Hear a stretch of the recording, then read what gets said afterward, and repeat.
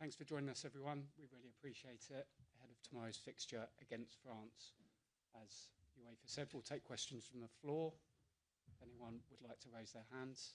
Anton, we'll begin with you. If you can introduce yourself with your name and the outlet you're working for, that would be appreciated. Anton from Sky Sports. That's new. Serena, Leah, nice to see you both. But it's nearly here, I suppose, the exciting part of the summer. I'm just wondering how ready the team is, how ready Lauren James is, and what kind of an impact she can have on the tournament, considering, obviously, she's just coming back from injury. Yeah, the team looks really good. I think we're ready. We had our last session this morning and everyone came through well. I think we had some good weeks where we trained and we could do some tactics. And I think we're very well prepared. You see the bonding in the team. We've worked really, really hard. And I definitely think we're ready to go tomorrow. On your question, the impact of LJ, she's in a good place. Of course, as you've noticed, she came on the pitch against Jamaica last week, and she's ready to get more minutes tomorrow. Emma? Hi both, nice to see you. Emma Sanders from BBC. Serena, we spoke to Lucy yesterday, Lucy Bronze, and she was talking about how Hempo sometimes in meetings doesn't actually realise her experience when maybe she's asked to input. I just wonder if that's something maybe you've challenged her to maybe show a little bit more that experience or that leadership, I guess. Yeah, a little bit. She's a very introvert person, but she does have an opinion, and we ask her a little bit more to give her opinion. And I think she's grown so much in football, but also as a person, and that's what we see too. Thank you. Go to the front, please. Hi Serena, hi Leah. Leah, what do you like about playing with Alex, and how does she differ to Millie? I think Alex is an exceptional ball player. She sees things that, not many do. She's always at such a high performance. I think when you play next to somebody like Alex, she demands so much of herself and then naturally of you too. So yeah, her experience and everything about her, I mean, she's one of my best mates, so I have a good time playing. But she's also one of those players that you don't want to let down because her level is so consistently high. And how does she differ to Millie? To Millie, I think there's loads of differences in terms of. I think that mostly, obviously, the physicality of it. Millie is blessed in ways that people like me and Alex are probably not, and she has those strengths. And I think, we have to do talk in a different way, I suppose. And it's Ian's last tournament as well. How has he helped you as a person and as a player? I think his football brain. He works so hard, and he's a very tactical man. He's got a lot of ideas about football, and he always challenges me. Sometimes he knows he pushes me sometimes because I go to bite at him. But yeah, he's been a great person to have around the team, especially in the Euros 2022. I think we all appreciate him for the role that he played and have done ever since. Super. All the best for tomorrow. Thank you. Just go behind. Hi Thank you. both. One for Leah, Rachel Steinberg from PA in the UK. Just having missed out on the World Cup and having gone through that experience and that recovery, does it give you a new or different kind of appreciation for sitting here today on the eve of a new European Championship? Yeah, I've probably held some anxiety, I suppose, up until this moment, just because I wanted to be here and I wanted to be with the team. I wanted to experience another tournament for England, and being away from home is special when you come to another country to represent your country and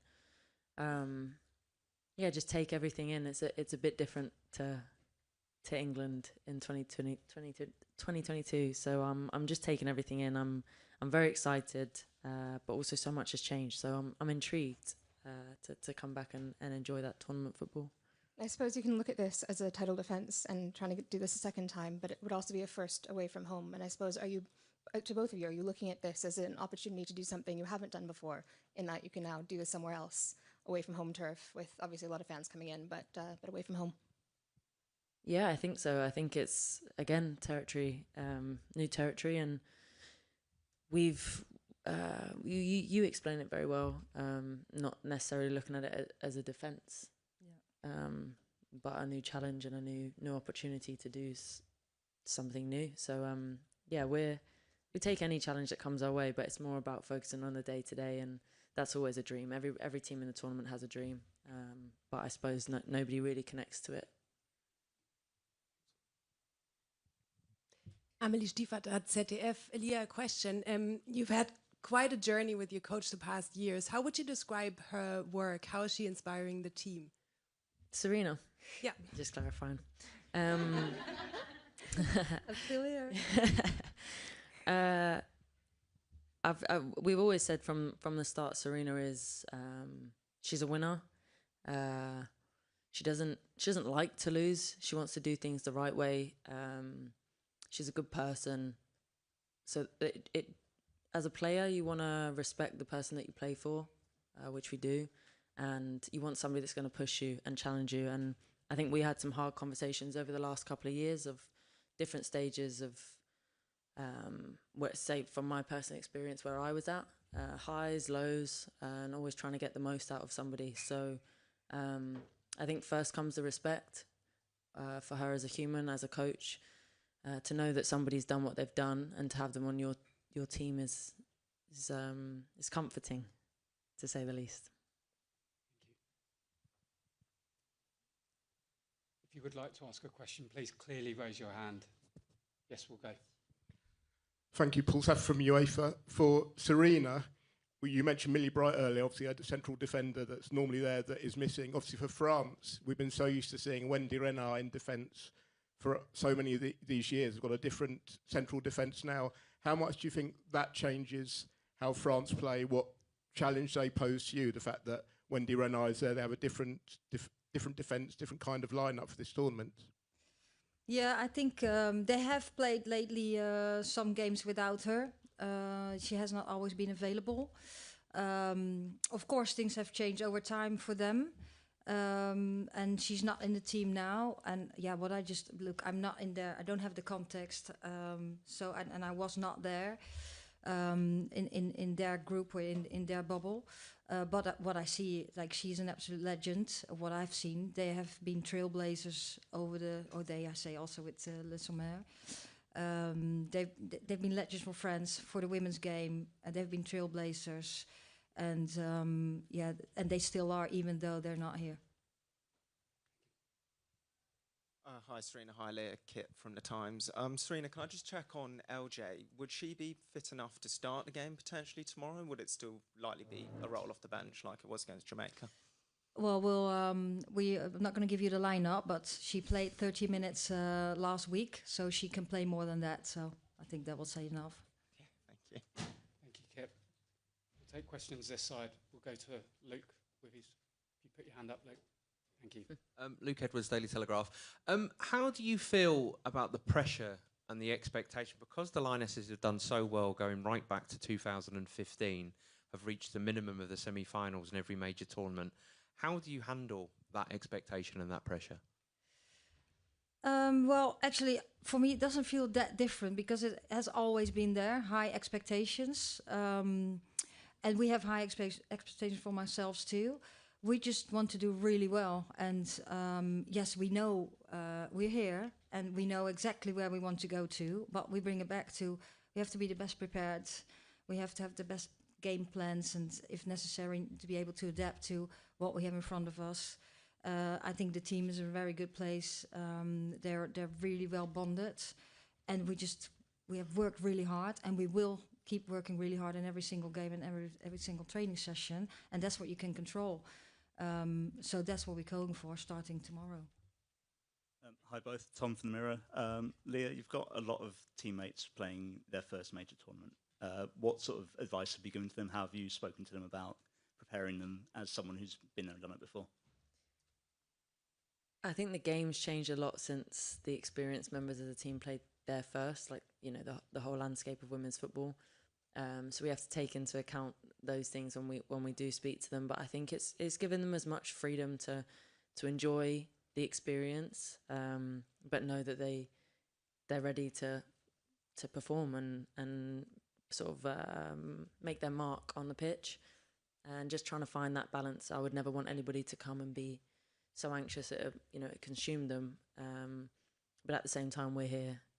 It's different. There's lots of shiny things when you come to a tournament and lots of experiences to be had, but ultimately the main focus is on the pitch. And I think based off of training, and I'm sure Serena agrees, everybody's focus is football first, which has been great, because I think sometimes with players that have never been to a tournament, this is probably me when I went to my first, you have to keep them in line a little bit because they get a bit distracted. But there's no fear of that with these guys. Thank you. Thanks, Tom. We'll take a question from the gentleman in the cap.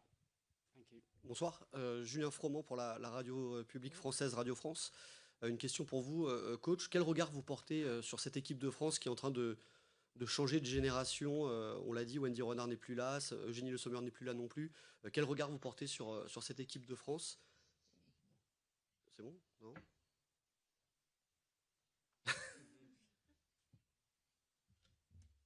Oui?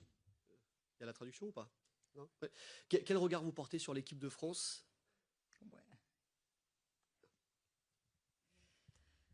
I still think I think the French team is still very, very strong. They have young players coming through, and of course Wendy Renard is not there, and Le Sommer is not there. They've been great players for the team too, and the coach picked other players. I think they're very talented. They have showed already too, and it's still a very powerful, quick team that can play really well. Thank you. Take a question at the back. Hiya, I'm Uma from TalkSport. I just wanted to ask, obviously it's been spoken about, a lot of pressure on you guys, but I wanted to talk about what it's been like in the camp. What have you done in your downtime to kind of enjoy being in Switzerland? I know Alessia Russo mentioned with her brother being on Love Island that you guys have been watching that, so I wondered if that was still part of the routine. The team have worked really, really hard, the staff, to make our environment as much of a home away from home as possible. It's been lovely. Like lots of social spaces, and I mean, whether or not this deteriorates as the tournament goes on, you spend every day together, but we're spending quite a lot of time together as it goes at the minute. Lots of Monopoly deal, cards, different games. We went out on a boat trip just to see the city that we were in on the day we arrived, so it's been nice. And there has been Love Island watching. It's the discussion around the table at breakfast. But yeah, we're supporting Giorgio, and then just trying to spend time together and relax as much as possible. But the staff, I have to give credit to the staff. They've done an incredible job setting that up for us.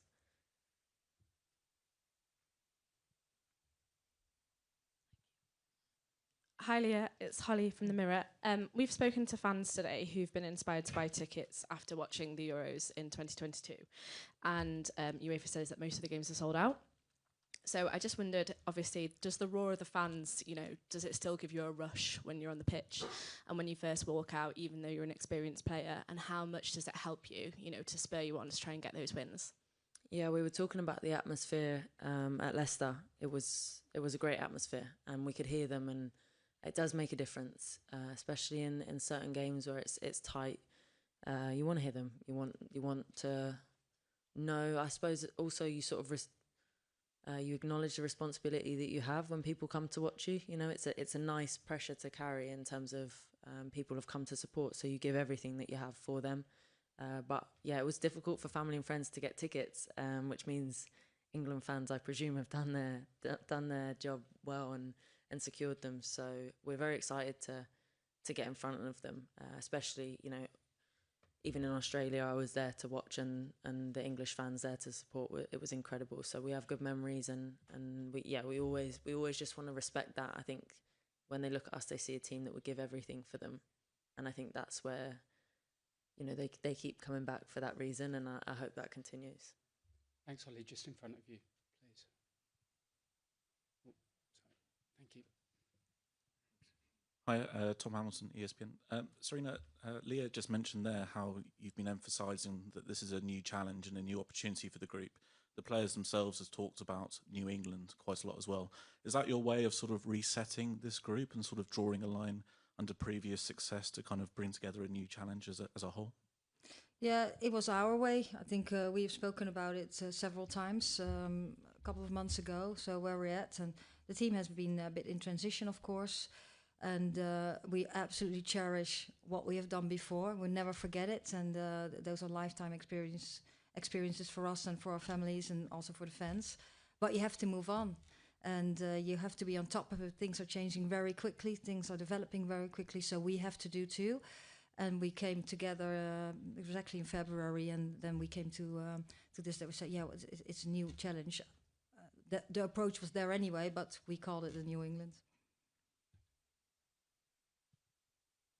Bonjour, en français, s'il vous plaît. Bonjour. Now, don't think I speak French. That was lovely. C'est bon. Plusieurs joueuses françaises jouent en Angleterre.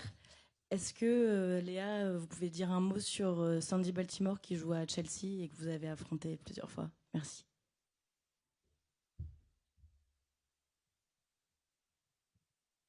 Yeah, I think I always liked Sandy as a player, watching her before she came to Chelsea, and I think obviously I don't know her as a person, but she's played a few different roles for Chelsea this year, and I think she's shown her versatility. I know that she's got an incredible shot on her, and she's a very skillful player. So yeah, I've enjoyed the challenge of playing up against her at Chelsea this year, and yeah, we'll see tomorrow. Any final questions? If not, we'll thank you for your time, and we'll see you tomorrow. Thank you very much. Thank you. See you tomorrow.